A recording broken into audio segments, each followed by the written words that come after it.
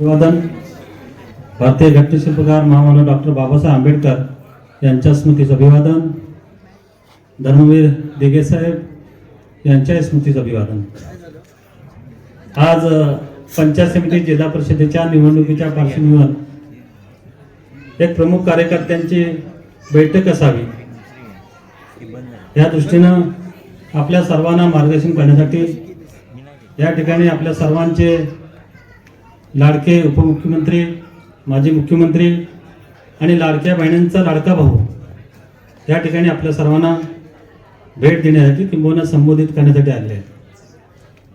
त्याचबरोबर उपस्थित आदरणीय आपल्या जिल्ह्याचे पालकमंत्री उदयजी सामंत, आपल्या जिल्ह्याचे राज्यमंत्री योगेश दादा आणि व्यासपीठावर आमचे सर्व युतीचे शिवसेना भाजपा रिपा युतीचे सर्वच पदाधिकारी आणि व्यासपीठावर सर्व आमचं हे भरगतचं शिवसेना भाजपा युतीचे निवडणुकीमध्ये उतरलेले उमेदवार आणि त्यांना तुम्ही निवडून देण्यासाठी सज्ज झालेले सर्व समोर बसलेले कार्यकर्ते बंधू भगिनी, सर्व पत्रकार बंधू, खरं तर हे निवडणूक अंतिम टप्प्यात आलेली आहे।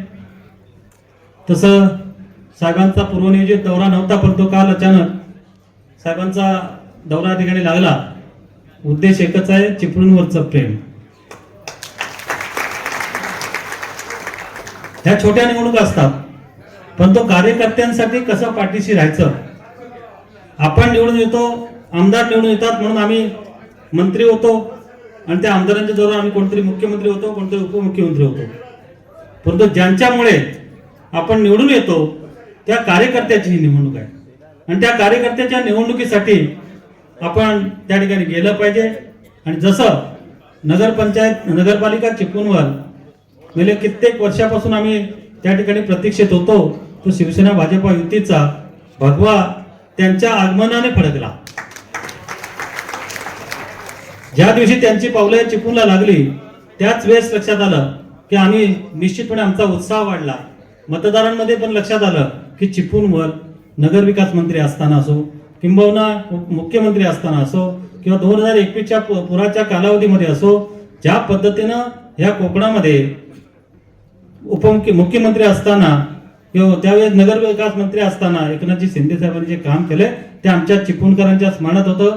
बऱ्याच वर्गांना बऱ्याच काही चर्चा झाल्या, परंतु शिंदे साहेबांच्या कामामुळे आणि शिवसेना भाजपा रिपाई युतीच्या वर असलेला विश्वास यामुळे आम्हाला ते सहज साध्य झालं आणि आम्हाला नगराध्यक्षाच्या उमेदवारासहित आमची या ठिकाणी नगरपालिकेवर सत्ता आली। आता राहतो प्रश्न, गेले मला वाटतं कित्येक वर्षापासून, मला वाटतं 97 पासून आपल्या रत्नागिरी जिल्हा परिषद भगवा कायमस्वरूपी फडकलेला आहे आणि यावेळेस सुद्धा तो मला वाटतं रेकॉर्ड ब्रेक असा भगवा त्या ठिकाणी फडकेल, कारण शिवसेना भाजपाची युती यावेळेस भक्कमपणे त्या ठिकाणी उभी आहे आणि मला खात्री आहे की जवळपास सर्वच्या सर्व जागा आज साहेब नियर अबाउट A+ अशाच आहेत आणि सर्वच्या सर्व जागा निवडून आणण्यासाठी दोन तुमच्या बाजूचे शिलेदार त्या ठिकाणी भक्कमपणे काम करत आहेत। आणि आम्हाला विश्वास कसा असावा की पालकमंत्री असू दे, योगेश दादा असू दे, आमच्या निवडणुकांमध्ये रोजच्या रोज चर्चा करून आम्हाला त्या ठिकाणी पाठबळ देत असतात, त्या ठिकाणी आमचं रिव्ह्यू घेत असतात। काल आपला नित्य कार्यक्रम असताना सुद्धा व्यस्त कार्यक्रम 15 मिनिटासाठी उदयजी सामंत या ठिकाणी येऊन आढावा घेतला। कार्यकर्त्यांना उत्साह वाटतो, कार्यकर्त्यांना ज्या पद्धतीनं ज्या प्रतीक्षेत आम्ही कित्येक वर्ष साहेब होतो ते गेल्या तुमच्या आपल्या नेतृत्वाखाली आपल्या शिवसेनेच्या माध्यमातून आमच्या सर्व कार्यकर्त्यांना पुनश्च एकदा गेल्या झालेल्या पडझडींमधनं परत एकत्र येण्यासाठी जवळपास शिवसेना ही पूर्वी जशी होती तशीच्या तशी चिपळूणमध्ये उभी राहिले याचं आपल्या समोर चित्र आपल्याला स्पष्ट होते। खरे बऱ्याच ठिकाणी जाहीर सभा होतात, तर उपमुख्यमंत्री मुख्यमंत्री आल्यानंतर जाहीर सभा होतात, परंतु परवा गेल्या 8-10 दिवसापूर्वीच्या ज्या दुर्घटनेमुळे दुर्दैवी घटनेमुळे साहेबांनी एक आपण कार्यकर्त्यांना संबोधित करूया, जाहीर सभा आपण त्या ठिकाणी घ्यायची नाही, परंतु कार्यकर्त्यांना आता जर आपण पाठबळ दिलं नाही तर तीही प्रत्येक पुढच्या निवडणुकांमध्ये आपल्याला ह्या संपूर्ण महाराष्ट्रामध्ये ह्या जिल्हा परिषद पंचायत समितीवर आपल्या पक्षाचं चांगलं स्थान बळकट व्हावं ह्या उद्देशानं ते एवढ्या मेहनतीनं या ठिकाणी आपल्या समोर आलेत। अधिक वेळ न घेता बरेच प्रश्न आहेत, काही प्रश्न आमच्या निवडणुकीच्या माध्यमातून आले, त्या ठिकाणी वसंत उदे मोठ्या विश्वासानं आमच्याकडे आलेले आहेत. पूर्ण गाव आणि पूर्ण भाग त्यांचा सामाजिक लोकांना घेऊन आलेले आहेत. त्यांचे काही प्रश्न आहेत, मला वाटतं पालकमंत्री महोदयांनी सांगितलेले आहेत. मला वाटतं तो प्रश्न तुमच्या दृष्टीनं चुटकीसारखा योगेश दादांनी पण त्या ठिकाणी त्याच्यामध्ये चांगल्या पद्धतीने लक्ष घातलेलं आहे. आणि मला वाटतं या पुढच्या कॅबिनेटमध्ये आणि आपलं अधिवेशनाच्या दरम्यान आपण त्याला मार्गी लावू आणि त्याला आपण निश्चितपणे निधी मिळवून देऊ. बरेचसे प्रश्न छोटे मोठे आहेत, परंतु तुमच्या शिंदे साहेबांनी एकदा शब्द दिला, उदयजी सामंत, योगेश दादांनी एकदा शब्द दिला, तर आमची शिवसेनेची मंडळी कशी काम करते याचा अनुभव आपल्या सर्वांनी अधिक वेळ घेत नाही. पुढच्या सभा आहेत, आपण नेहमी बोलत राहू, मला खात्री आहे. पण मी एक विश्वासानं सांगतो, गेले 20 वर्ष या आपल्या मतदारसंघामध्ये 2004ला ज्या परिस्थितीनं आपण तुम्ही सर्वजण एकत्र आलात आणि शिवसेना प्रमुखांना तुम्ही शब्द दिला होता की तो भगवा पुनश्च एकदा 2004च्या निवडणुकीमध्ये उतरला होता, तो फडकवण्याचं मला वाटतं त्यावेळेस बैठकीमध्ये स्वतः शिंदे साहेब त्या ठिकाणी अमरनाथची निवडणूक जिंकले होते आणि सगळे नगरसेवक घेऊन आले होते. आणि त्यावेळी दत्ताजी साळवी आणि साहेब, तो फोटोचा माझ्याकडे आहे, त्यावेळेस साहेबांनी आमच्याकडे शब्द घेतला होता. त्यावेळेस आमच्या शिवसेनेचं डिपॉझिट चिपळूणमध्ये जप्त झालं होतं. म्हणजे शिवसेनेमध्ये परत परिस्थिती कधी सुधारेल याची परिस्थिती नव्हती. पण साहेबांना आम्ही त्यावेळेस मला पुढे आणलं, नलावडे साहेब म्हणाले, चव्हाण तुम्ही शब्द द्या, मी ना कुठल्या पक्षाचा पदाधिकारी, मी किंवा फक्त शिवसेना आणि शिवसेना प्रमुखावर प्रेम करणारे एक सर्वसामान्य कार्यकर्ता होतो. आणि माझ्याकडे शब्द घेतला, कुणास ठाऊक ती मोठी ताकद शिवसेना प्रमुखाच्या पाठीवर फिरवलेला हात, त्या हाताच्या जोरावर आम्ही येणाऱ्या प्रत्येक पंचायत समिती जिल्हा परिषदेमध्ये सदस्य निवडून आलो. त्याच्यानंतर मला वाटतं 2009ला मोठ्या मताधिक्यानं त्यांना भगवा फडकून आम्ही दाखवला. आणि त्याचं जे आम्हाला आनंद आहे आमच्या शिवसेनेकरांमध्ये, तो त्यावेळेस त्यांना शिवसेना प्रमुखांना आम्हाला भेट साहेब त्यावेळेस मातोश्री दिली देत नव्हती साहेबांची. आम्ही निवडून आल्यानंतर मोठ्या उत्साहाने सगळे 100 कार्यकर्ते गेलो होतो, पण त्यांनी सांगितलं की साहेब आजारी आहेत. आणि आम्ही जेव्हा बाहेर येताना चुळबुळ मोठ्या सुरू झाली, तेव्हा रोहित म्हात्रेंना विचारलं साहेबांनी, अरे कोण आले, चिपळूणचे लोक आले. परत आम्हाला आतमध्ये बोलवलं आणि बाहेर स्वतः साहेब खाली आले, साहेब आजारी होते म्हणून सांगितलं होतं. मला वाटतं साक्षीदार सगळी मंडळी माझी काय, साहेब आमच्यावर येऊन 15 मिनिटं भाषण केलं. आम्ही त्यांच्या पायाशी बसलो होतो, राजन साळवे सुद्धा त्या होतो. म्हणजे साहेबांचं चिपळूणवरचं प्रेम किती होतं आणि तसंच प्रेम शिंदे साहेबांचं आहे हे लक्षात घ्या. आणि म्हणून अधिक वेळ न घेता ह्या निवडणुकीमध्ये अजूनही 4 दिवस आहेत, कुठे थोडंफार ते आपण पूर्ण करूया. आणि ही पंचायत समिती आणि जिल्हा परिषदच्या सर्व उमेदवार आपण या निवडणुकीमध्ये चिपळूणवर भगवा फडकवून दाखवूया, असा ठाम विश्वास साहेबांसमोर आपण देऊया. आपल्या सर्वांना शुभेच्छा देतो आणि थांबतो. जय हिंद, जय महाराष्ट्र. योगेश दादा कदम आपण आजच्या या सभेला संबोधित करावं.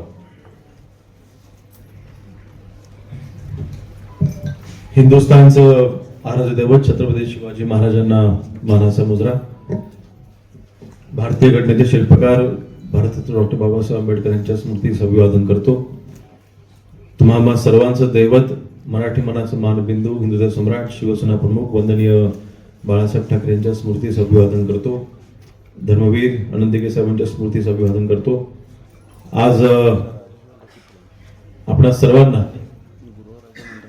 मार्गदर्शन करण्यासाठी खऱ्या अर्थाने या कार्यकर्त्यांच्या निवडणुका आणि सर्व कार्यकर्त्यांच्या पाठीशी खंबीरपणे नेहमी उभे असणारे, त्यांना पाठबळ देण्यासाठी, त्यांची ताकद वाढवण्यासाठी इथे उपस्थित शिवसेनेचे मुख्य नेते, महाराष्ट्र राज्याचे उपमुख्यमंत्री सन्माननीय एकनाथ शिंदे साहेब, रत्नागिरी जिल्ह्याचे पालकमंत्री, महाराष्ट्र राज्याचे उद्योगमंत्री सन्माननीय उदयजी सामंत साहेब, शिवसेनेचे उपनेते, चिपळूण विधानसभा मतदारसंघाचे माजी आमदार चव्हाण साहेब, जिल्हा प्रमुख शशिकांत चव्हाण, भाजपचे जिल्हा प्रमुख आमचे मोरेजी, ह्या चिपळूण नगरीचे नगराध्यक्ष, सर्व लोकप्रतिनिधी, उपस्थित सर्व शिवसैनिक, अधिक वेळ घेणार नाही, भाजपचे RPIचे सर्व पदाधिकारी, सन्माननीय व्यासपीठ समोर उपस्थित बंधू भगिनी मातांनो, 2 मिनिटात माझं मनोगत व्यक्त करेन.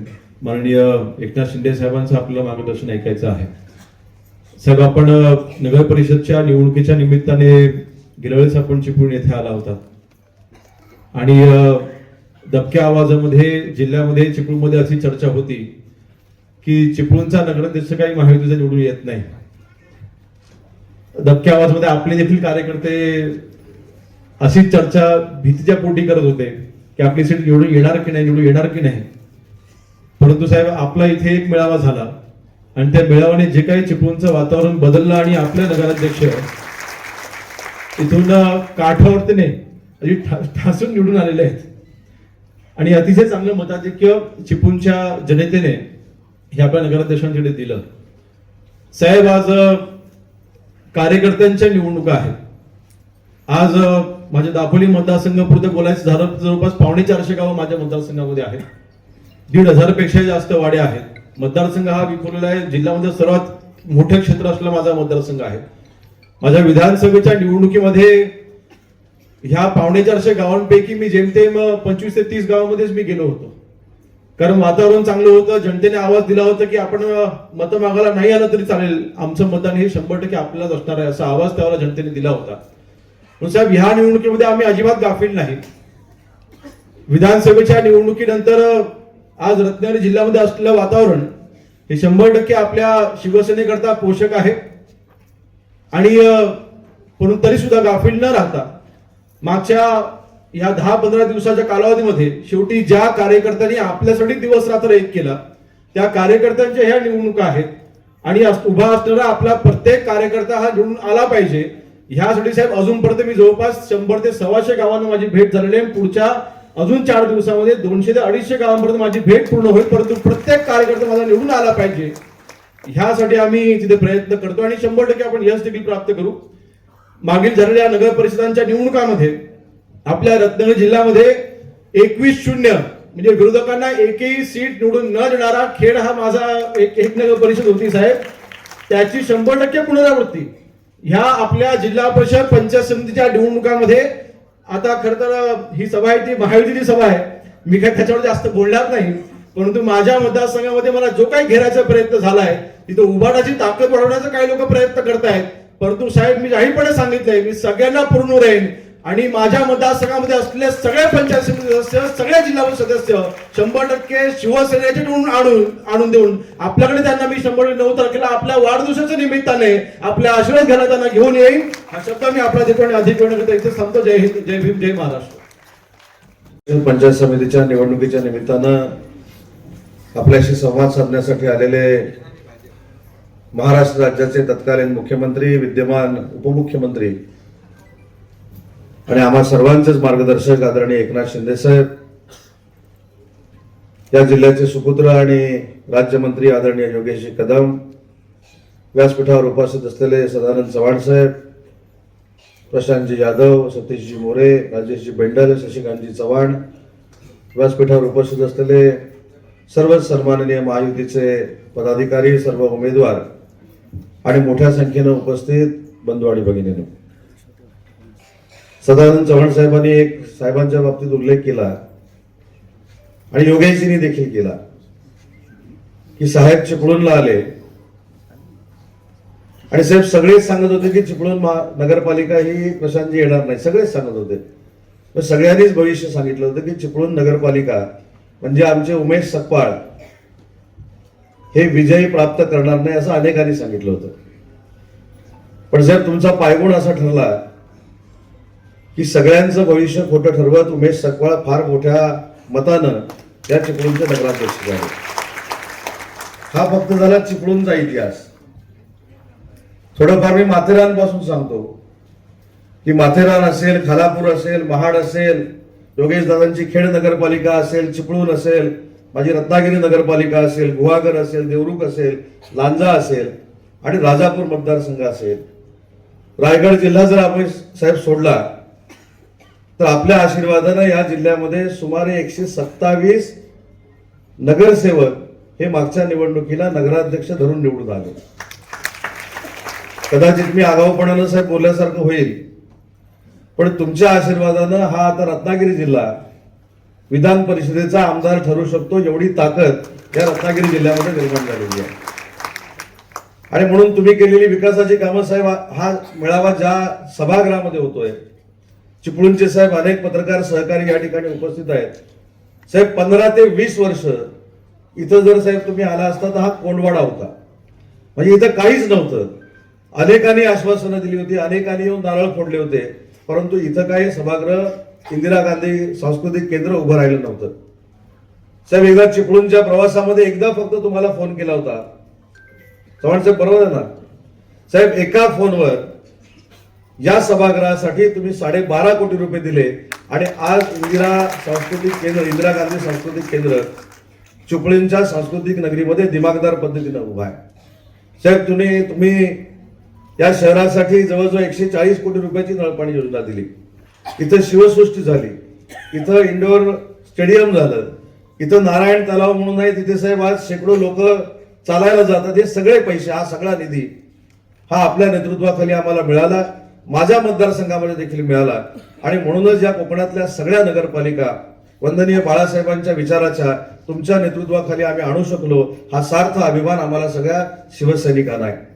साहेब, जिल्हा परिषद पंचायत समितीची निवडणूक आहे, 56 जिल्हा परिषदेचे सदस्य आहेत, त्याच्या दुप्पट पंचायत समितीचे सदस्य आहेत. साहेब, मी जबाबदारीनं सांगतो की रत्नागिरी जिल्हा परिषदेवर 2/3 मेजॉरिटीनं आम्ही भगवा फडकू, याच्यामध्ये कुठेही शंका असण्याचं काही कारण नाही. साहेब, योगेशजी असतील, मी असतील, आम्ही सगळे सहकारी म्हणून काम करत असताना आम्ही अतिशय कार्यकर्त्यांना ताकद देण्याचा जो निर्णय घेतलाय हा आपल्याकडे बघून घेतलेला आहे. कारण आमच्या निवडणुका झाल्या, आमच्या निवडणुकांमध्ये आज असलेल्या सगळ्या उमेदवारांनी आमचं पत्रक घराघरापर्यंत पोहोचवलेलं आहे. आणि आज पत्रक वाटणाऱ्या कार्यकर्त्याची निवडणूक आहे, त्याच्यामुळे त्यांच्या मागे देखील आम्ही पहाडासारखे तुमच्या नेतृत्वाखाली उभे आहोत. आणि म्हणूनच जबाबदारीनं सांगितलं की 2/3 मेजॉरिटीनं रत्नागिरी जिल्हा परिषद आम्ही जिंकू. आणि 9च्या 9 पंचायत समितीवर सभापती हे साहेब आपलेच भगवे असतील, तिथं दुसरा कुठचाही सभापती असणार नाही. एवढं साहेब चांगलं वातावरण रत्नागिरी जिल्ह्यामध्ये आहे. आपण केलेली विकासाची कामं आणि आपण दिलेला विकासात्मक निधी. साहेब, अनेक लोकांना विकासाचा निधी मागायची अशी सवय होती की या साली जर विकासाचा निधी मागितला तर 5 वर्षांना कधीतरी 25% यायचा, पण तुमच्याकडे विकासाचा निधी मागितल्यानंतर 5 मिनिटांमध्ये येतो. हे रत्नागिरी जिल्ह्यानं मागच्या 3-3.5 वर्षांमध्ये बघितलेलं आहे. आज ग्रामीण भागाची निवडणूक आहे आणि ग्रामीण भागाच्या निवडणुकीमध्ये साहेब आपण मुख्यमंत्री असताना प्रचंड या रत्नागिरी जिल्ह्यामध्ये काम केलंय. रत्नागिरी जिल्ह्याला मेडिकल कॉलेज दिलं, रत्नागिरी जिल्ह्याला इंजिनिअरिंग कॉलेज दिलं. हा जो नॅशनल हायवे जो पूर्ण आहे तो पूर्ण करण्यामागे देखील साहेब आपल्या सरकारमध्ये आपला पुढाकार हा मोठा होता. आणि आता विद्यमान मुख्यमंत्री देखील पुढाकार घेतात, त्याच्याबद्दल दुमत असण्याचं काही कारण नाही. परंतु ही सगळी विकासाची गंगा रत्नागिरी जिल्ह्यामध्ये जी आली ही साहेब तुमच्या नेतृत्वाखाली आली. आणि अनेक कार्यकर्ते साहेब सांगतात, अनेक कार्यकर्ते, हे मी जबाबदारीने सांगतो की ज्यावेळी तुमचा दौरा रत्नागिरी जिल्ह्यामध्ये असतो त्यावेळी शिवसैनिकांसाठी ती दिवाळी असते. बरोबर ना? काल आपण जेव्हा मिटिंग घेतली साहेब, तुमच्या येण्यानं जी ऊर्जा निर्माण होते कार्यकर्त्यांमध्ये, आम्ही तर निवडून येणारच आहोत, पण तुमच्या येण्यामुळे जे मताधिक्य मिळेल ते शिवसेना भाजपच्या उमेदवारांना अतिशय मोठं मताधिक्य मिळेल, हा देखील माझा शब्द पालकमंत्री या नात्यानं आपल्याला आहे. साहेब, बघा, अजून एक चिठ्ठी आली. ते म्हणले एक काम विसरला तुम्ही सांगायला. साहेब, ही नगरपालिका निवडून आली, नगरपालिकेच्या सत्काराला मी इकडे आलो आणि साहेब मी मुंबईला आलो. आणि 3ऱ्या दिवशी साने गुरुजींची जन्मशताब्दी होती, जयंती होती. साहेब, मी तुम्हाला कॅबिनेटमध्ये विनंती केली की ज्या चिपळूण नगरपालिकेला इमारत नाही ती इमारत आपण द्यावी. साहेब, 48 तासामध्ये तुम्ही 12 कोटी रुपये दिले. ही चिठी विसरलेली, ही देखील माझ्याकडे आली. त्याच्यामुळे विकासाला निधी साहेब कमी पडू देत नाहीत, ही काळ्या दगडावरची रेग आहे. आणि म्हणून सगळ्या व्यासपीठावरच्या मंडळीने मला विनंती करायची की आपलं ध्येय उद्दिष्ट काय आहे, आपला राजकीय वैरी नक्की कोण आहे. मी वैरी असं म्हणत नाही, राजकीय वैरी कोण आहे हे कधीतरी निश्चित करण्याची आवश्यकता आहे. जर शिंदे साहेब पायाला भिंगरी लागल्यासारखे महाराष्ट्रामध्ये फिरतायत, देवेंद्रजी देखील फिरतायत, तर आपण सगळ्या दोन्ही पक्षांनी कुठेतरी पहिलं ठरवून घेतलं पाहिजे की आपला राजकीय वैरी हे योगेश कदम आहेत की राजकीय वैरी उभाठ आहे, हे कधीतरी साहेब आपण ठरवण्याची गरज आहे. एका भागामध्ये नक्की चांगल्या पद्धतीची युती झाली प्रशांतजी, याच्याबद्दल दुमत असण्याचं काही कारण नाही, पण माझ्यासारख्या पालकमंत्र्याच्या मनामध्ये कुठेतरी खंत आहे की योगेश दादांच्या मतदारसंघामध्ये आपण युती करू शकलो नाही. त्या कारणावर मला काय अजिबात बोलायचं नाही, ती कारणं काही असू शकतील, पण ज्यावेळी आपण एक संघपणानं जातो, आपण चिपळूणची नगरपालिका लढवली, योगेश दादा देखील प्रचारामध्ये सामील होते, साहेब देखील स्वतः आलेले होते, मी देखील इथं होतो. आपण एक संघ असल्यामुळं जो आपण इतिहास घडवू शकलो चिपळूणमध्ये, हा इतिहास जर आपल्याला घडवायचा असेल तर आपला राजकीय वैरी कोण आहे हे आपल्या सगळ्यांनाच पहिलं ठरवावं लागेल. आम्ही सांगतो म्हणून उभाटा तुमचा राजकीय वैरी आहे असं मानण्यामध्ये काही कारण नाही. कारण जो त्रास साहेबांना झालाय, जो त्रास आम्हाला सगळ्यांना झालाय, आम्ही जो त्रास भोगलाय, हा कोणाच्या योगेशी नशिबी आलेला नाही, जो तुम्हाला आणि मला माहिती आहे. त्याच्यामुळे कुणीतरी याच्यामध्ये पुढाकार घेणं आवश्यक आहे. शेवटी जिल्हा परिषदेची इमारत, साहेब, जिल्हा परिषदेची इमारत उभी राहते, तुम्ही व्यासपीठावरचे सगळे सदस्य अतिशय भाग्यवान आहात. हे सगळे निवडून साहेब तुम्ही दिलेल्या 100 कोटीच्या नवीन जिल्हा परिषदेच्या इमारतीमध्ये जाणार आहे. त्या इमारतीच्या उद्घाटनाला देखील साहेब तुम्हाला यायचं आहे. त्याच्यामुळे यांची बसण्याची आणि यांच्या एसीची व्यवस्था ऑलरेडी साहेबांनी करून ठेवलेली आहे. फक्त माझी विनंती आहे की एसीत बसल्यानंतर ज्यांनी निवडून दिले त्यांना फक्त थंड करू नका. कारण साहेब परिस्थिती अशी झालेली आहे, तुम्ही एवढे साहेब पैसे दिलेत, म्हणजे रत्नागिरी शहरामध्ये आला आणि तुम्ही जर साहेब जिल्हाधिकारी कार्यालय बघितलं तर महाराष्ट्रातलं सगळ्यात चांगलं जिल्हाधिकारी कार्यालय 150 कोटीचं रत्नागिरी शहरामध्ये होत आहे. पोलिसांची साहेब आपण सोय केली.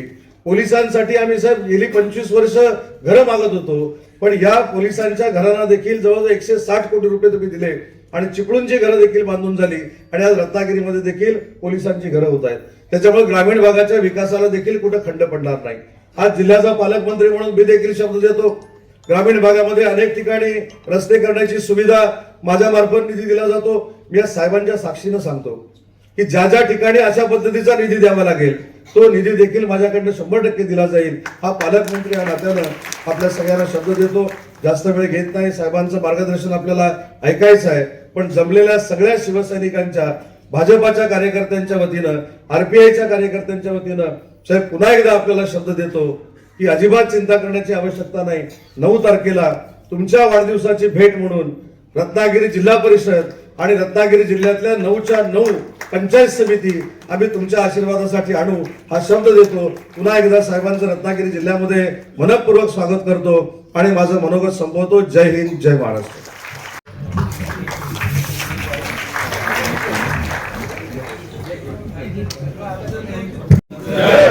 जय भवानी. आजच्या या सभेला उपस्थित, खरं म्हणजे मगाशीच आपण अजितदादांना श्रद्धांजली वाहिलेली आहे.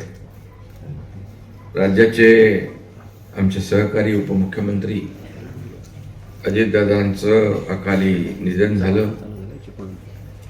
एक दिलखुलास मनमिळावू स्पष्ट वक्ता आपल्यामध्ये नाही आहे आणि अशा या दुःखाचं सावट असताना या कठीण परिस्थितीमध्ये निवडणुकाही आहेत.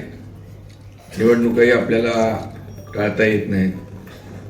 या निवडणुका कार्यकर्त्यांच्या आहेत. नेत्यांच्या निवडणुका लोकसभा, विधानसभा झालेल्या आहेत आणि हेच कार्यकर्ते आपल्या खासदार, आमदारांच्या निवडणुकीमध्ये काम करत असतात. आणि म्हणून अशा परिस्थितीत देखील कार्यकर्त्यांची भावना असते की नेत्यांनी, आमच्या प्रमुख मंडळींनी आमच्या निवडणुकांमध्ये प्रचाराला यावं.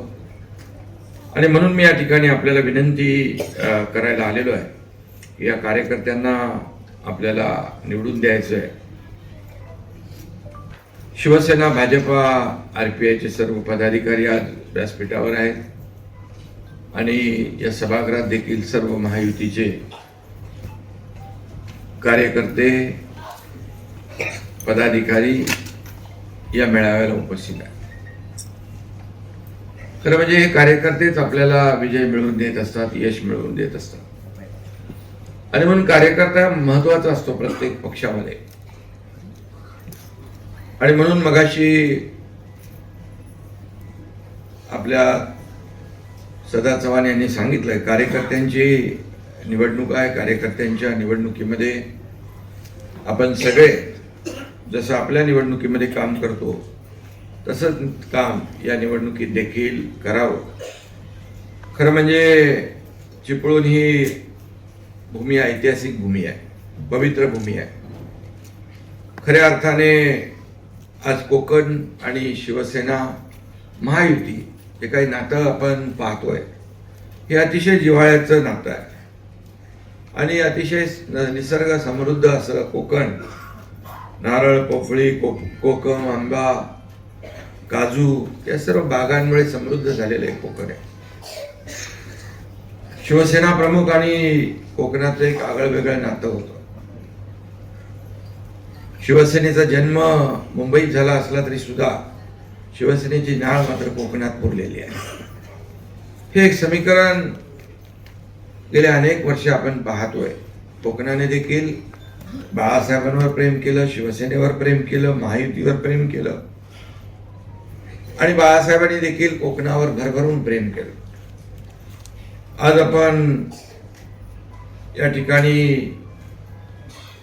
निवडणुका जिल्हा परिषद आणि पंचायत समितीच्या लढवतोय. या जिल्हा परिषद मध्ये देखील मला वाटतं मागची चिपळूण नगर परिषद तर तुम्ही जिंकली, नगराध्यक्ष आला आणि नगरसेवक पण आले, अनेक इतिहास घडवला. आणि या जिल्हा परिषद मध्ये पण कोणीतरी बिनविरोध आलाय का पंचायत समितीमध्ये? इथे कोकणात देखील काही ठिकाणी आपले महायुतीचे लोक आले बिनविरोध. विजयाची सुरुवात या ठिकाणी झालेली आहे. खरं म्हणजे झालेल्या विधानसभेच्या निवडणुका आपण पाहिल्या. लाडक्या बहिणी इकडे मोठ्या संख्येने आहेत आणि लाडक्या बहिणींनी विधानसभेत चमत्कार घडवला.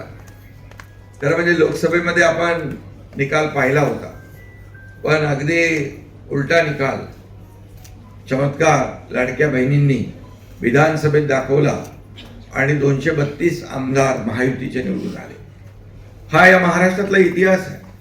आतापर्यंतच्या महाराष्ट्राच्या इतिहासामध्ये कधीही 232 जागा आल्या नव्हत्या. त्या माझ्या लाडक्या बहिणी आणि लाडक्या भावांमुळे शक्य झालं आणि त्यामुळे आपल्या मनापासून मी धन्यवाद देतो. खरं म्हणजे मुख्यमंत्री मी असताना 2.5 वर्ष जे काम केलं ते आपल्या समोर आहे. आता अनेक लोकांनी सांगितलं यासाठी निधी दिला, यासाठी निधी दिला. मला तर खरंच काहीच माहीत नाहीये. माझ्याकडे आला त्याला मी निधी दिला, तो चांगल्या कामासाठी वापरावा एवढीच माझी अपेक्षा होती. आणि म्हणे कधी पक्षभेद केला नाही. जे जे आमदार माझ्याकडे यायचे, खासदार यायचे, त्यांना मी मुख्यमंत्री असताना पत्रावर सही करून द्यायचो. आणि त्यामुळेच या कोकणात देखील भरघोस असा निधी विकास कामांना या ठिकाणी देता आला. खरं म्हणजे विकास कामांना पैसे द्यायचे नाही तर कधी द्यायचे. आणि म्हणून मी मुख्यमंत्री असताना 2.5 वर्षाच्या कालावधीमध्ये अनेक विकास प्रकल्प आपण पुढे नेले, अनेक लोकाभिमुख कल्याणकारी योजना आपण पुढे नेल्या. 2.5 वर्षानंतर आता देवेंद्रजी काम पुढे नेत आहेत. आमची टीम म्हणून आम्ही काम करतोय.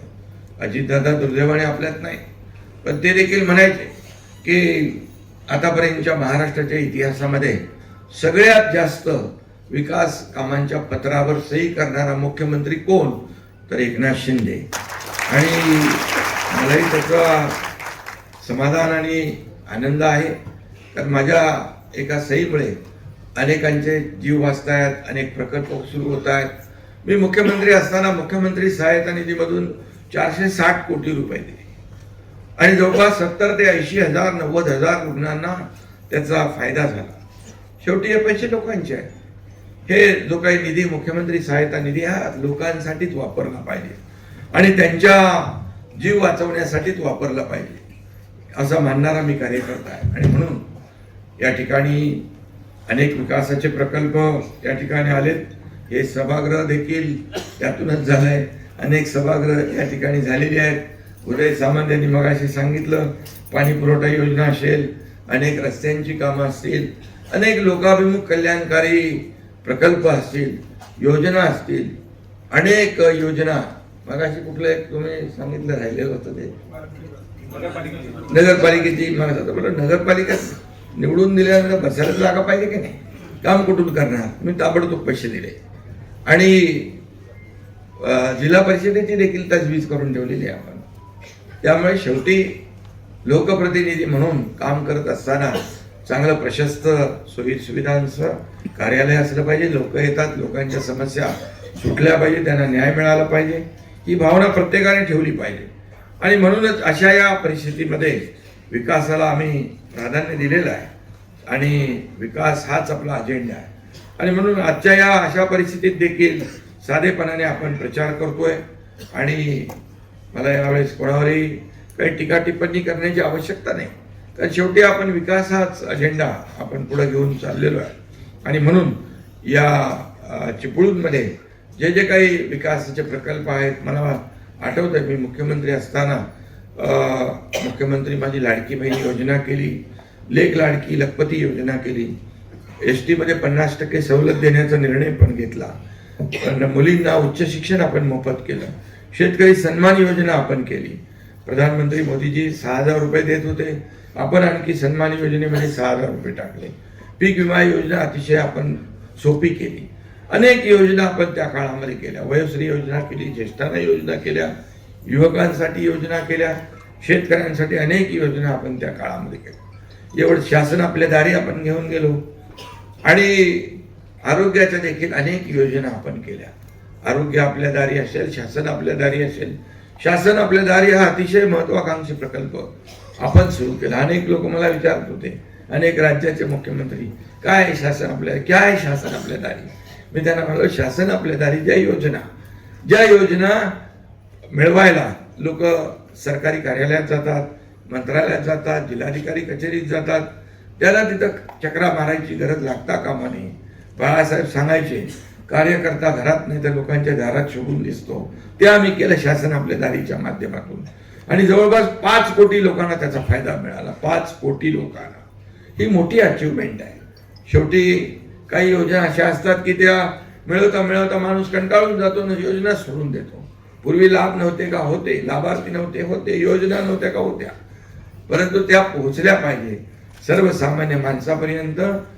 ही भूमिका आम्ही घेतली. आणि सर्वसामान्यांचं सरकार आम्ही म्हणतो, मग सर्वसामान्य माणसाला न्याय मिळाला पाहिजे. आणि म्हणून या सगळ्या योजना करत असताना लाडकी बहीण योजना सगळ्यात आवडती योजना माझी कुठली असेल तर लाडकी बहीण योजना. आणि ही देखील सुरुवात कशी झाली आपल्याला मी सांगू इच्छितो. मी देखील एक शेतकऱ्याचा मुलगा आहे. गरीब कुटुंबातून मी पुढे आलो.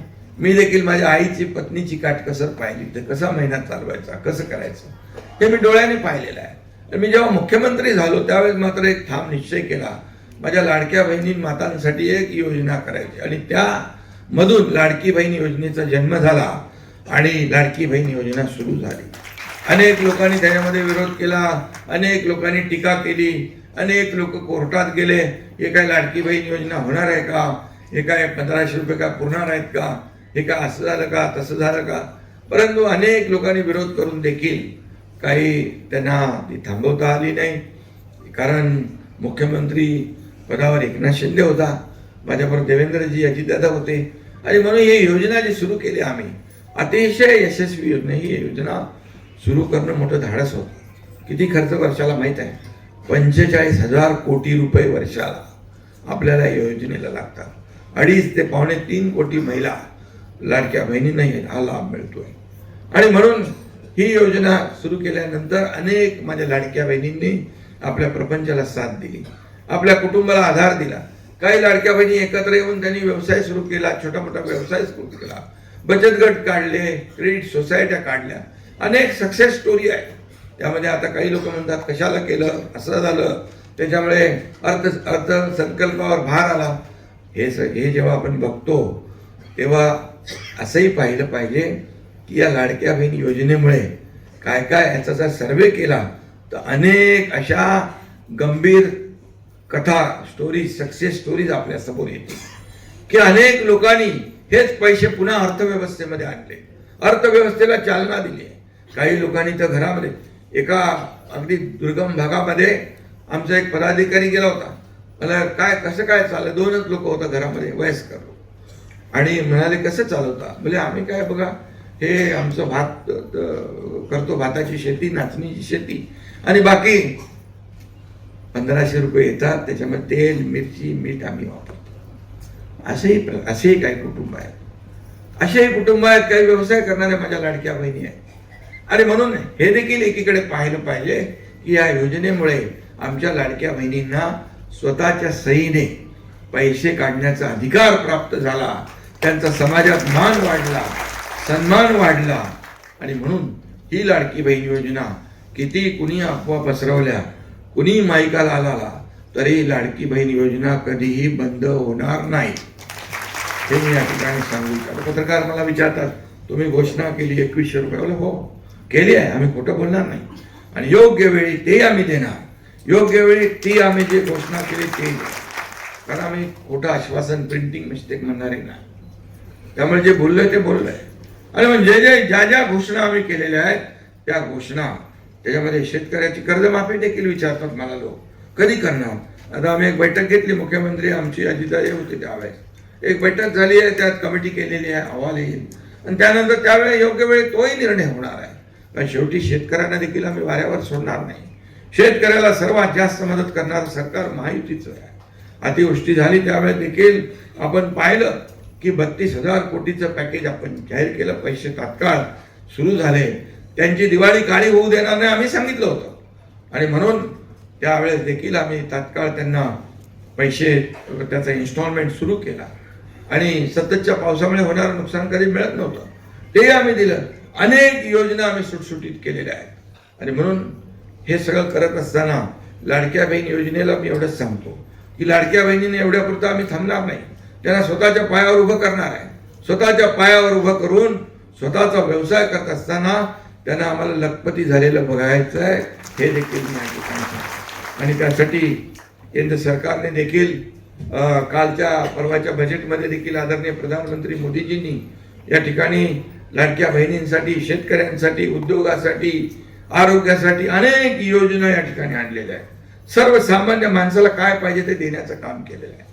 सर्वसमावेशक असं बजेट आहे आणि म्हणून आपला देश आर्थिक महासत्तेकडे जातोय. आर्थिक महासत्तेकडे जातोय. तिकडे जाण्यासाठी एक दमदार पाऊल या बजेटच्या माध्यमातून टाकलेलं आहे आणि म्हणून हे देखील केंद्र आणि राज्य सरकार जे आहे हे सर्वसामान्य माणसाचा विचार करते. आणि म्हणूनच मी आपल्याला एवढंच सांगेन की ज्या काही योजना आपण केलेल्या आहेत या योजनांचा 80% समाजकारण, 20% राजकारण. बाळासाहेबांनी जो मूलमंत्र दिलाय, आनंदीगे साहेबांनी जो काही गुरुमंत्र दिलेला आहे, सर्वांची जिथं आपत्ती तिथे शिवसेना, जिथे संकट तिथे शिवसेना. इथं मला वाटतं महापूर होता तेव्हा मी आलो होतो या भागामध्ये, कोल्हापूरमध्ये होता तेव्हाही गेलो होतो, इथे आला त्याही वेळेस पूर आला, मी सगळी यंत्रणा घेऊन आलो होतो. शेवटी या छोट्या नगरपालिका आहे, यांचा जीव छोटा आहे आणि संकट मोठा आहे आणि मग त्यावेळेस पूर्ण यंत्रणा या ठिकाणी आल्यानंतरही स्वच्छता, साफसफाई या ठिकाणी त्या साथीचे आजार पसरले असतील. तो आयुक्त शिव तर रडतच होता.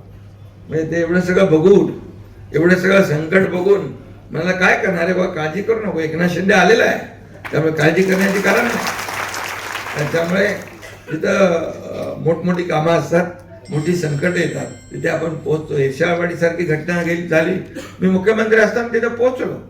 शेवटी मुख्यमंत्री म्हणजे काय, सर्वसामान्य कार्यकर्त्याच्या मागं उभं राहणं, सर्वसामान्य माणसाच्या जनतेच्या मागं उभं राहणं. मुख्यमंत्री पोहोचले की सगळी यंत्रणा पोहोचते.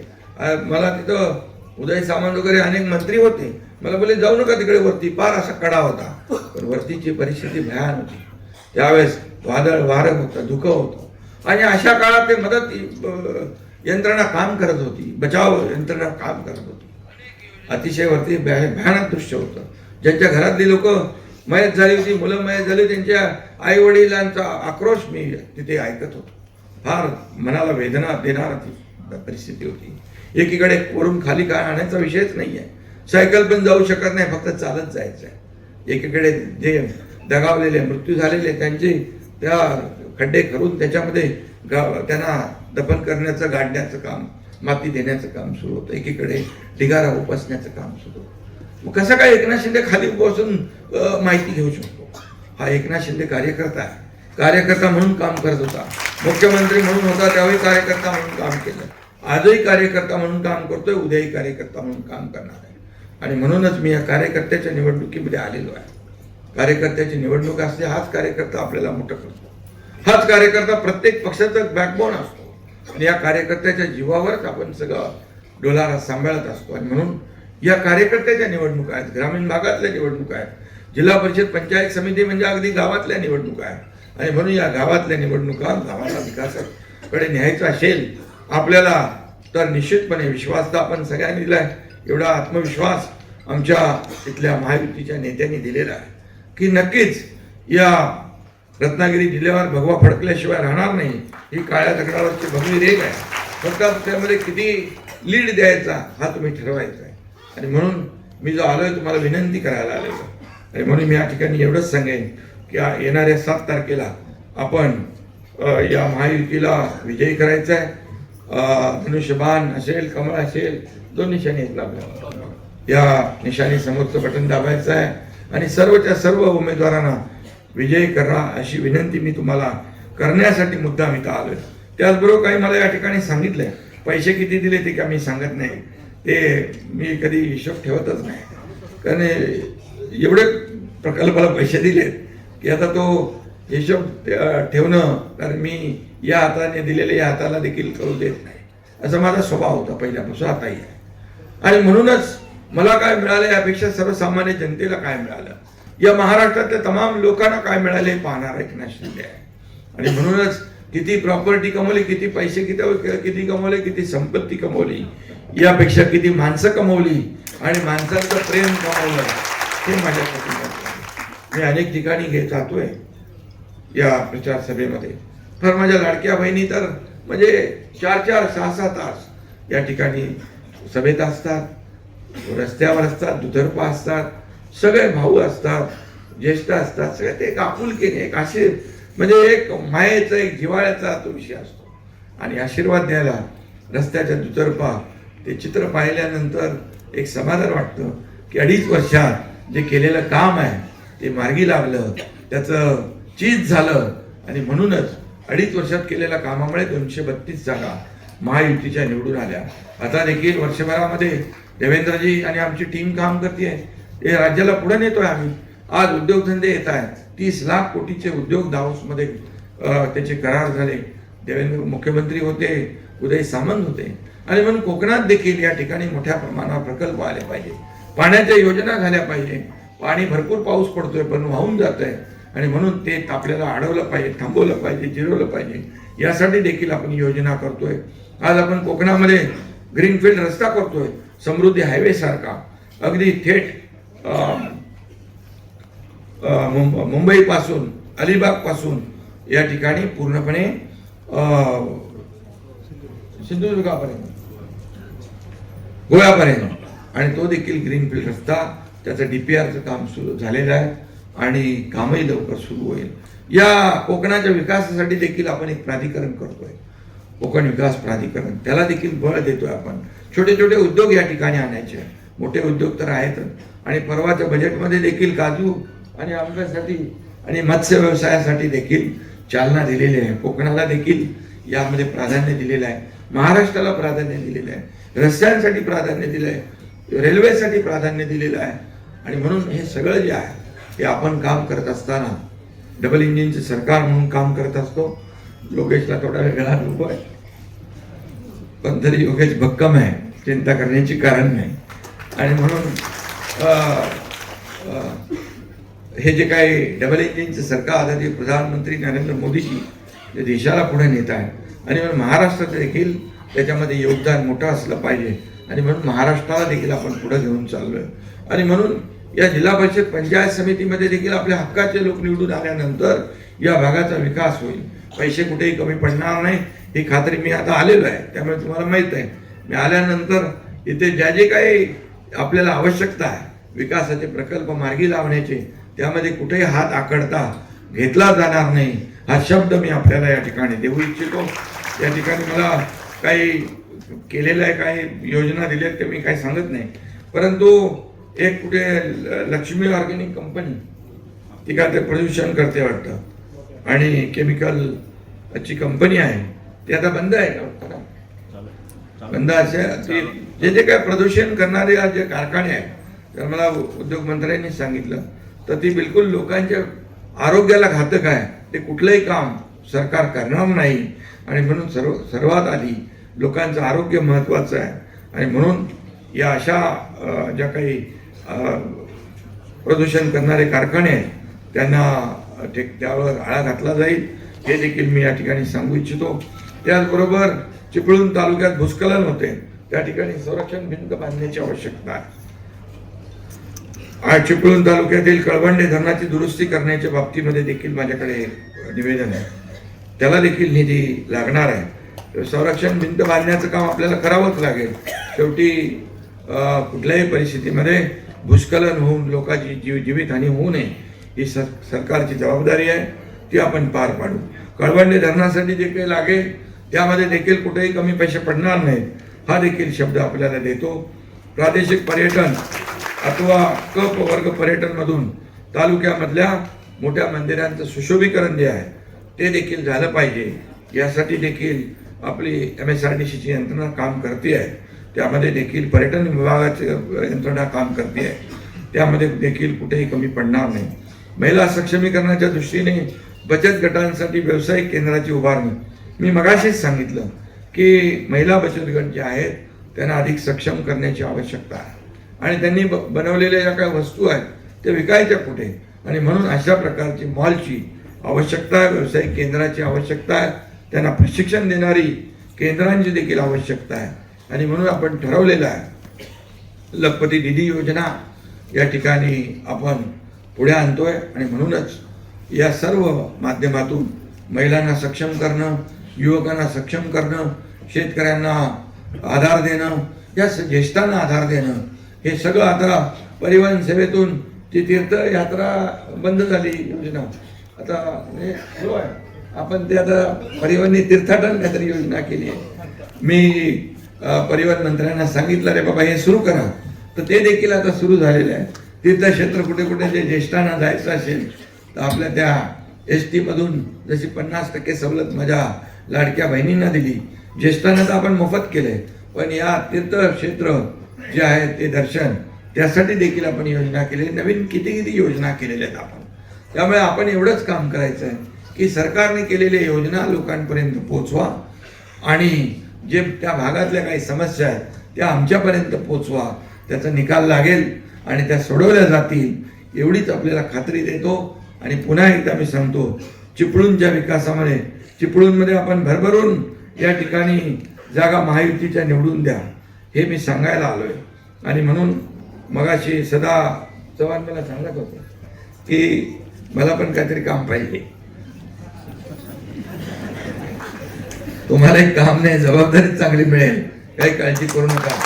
आणि शेवटी कार्यकर्ते काम करणारे आहेत. पक्ष आपला शिवसेना पक्ष हा कार्यकर्त्यांचा आहे. कार्यकर्त्यांचा सन्मान वाढवणार आहे. तर कोणी मालक नाही, कोणी नोकर नाही, सर्व आपण कार्यकर्ते आहोत. त्यामुळे कार्यकर्त्यांचा सन्मान करणारा हा पक्ष आहे. महायुतीने आपण निवडणुका लढवतोय, एक ताकदीने या ठिकाणी आपण पुढे जातोय. मला विश्वास आहे चिपळूणमधल्या सर्वच्या सर्व जिल्हा परिषद आणि पंचायत समित्या आपण जिंकल्याशिवाय राहणार नाही, अशा प्रकारचा विश्वास या ठिकाणी व्यक्त करतो. आणि जाता जाता एवढंच सांगतो की तुमचं जे काही 7 तारखेला मतदान जे आहे फक्त उमेदवाराला मतदान करण्यापुरतं नाही आहे. या चिपळूणचा भविष्याचा फैसला करणारी निवडणूक आहे. या भवितव्याची निवडणूक आहे, विकासाची निवडणूक आहे. तुमचं मत म्हणजे विकासाला मत आहे, तुमचं मत म्हणजे कामाला मत आहे. आणि म्हणूनच जी कामं झाली ती झालेली आहे, पण ज्या कामांना, उर्वरित कामांना जो निधी लागणार आहे तो निधी कमी पडणार नाही. हा शब्द एकनाथ शिंदे तुम्हाला द्यायला आलेला आहे. मी एकदा शब्द दिला की शब्द आपल्याला माहिती मी पाळतो. त्यामुळेच माझ्यासारख्या कार्यकर्त्यावर 50 आमदारांनी विश्वास ठेवला 2022 मध्ये, आणि तेही आपण पाहिलेलं आहे. 2022ला महाराष्ट्रातल्या सर्वसामान्य लोकांच्या मनातलं सरकार आपण स्थापन केलं, महायुतीचं सरकार स्थापन केलं, आणि त्यामुळेच विकासाला चालना मिळालेली आहे. हा विश्वासाचा भाग आहे. आपण जे बोलतो ते पाळलं पाहिजे. राजकारणामध्ये शब्दाला महत्त्व असते, कमिटमेंटला महत्त्व असते, आणि जे आपण बोलू तसं चाललं पाहिजे, वागलं पाहिजे, याला महत्त्व असतं. आणि मी एक साधा, माझ्याकडे त्रिसूत्री आहे.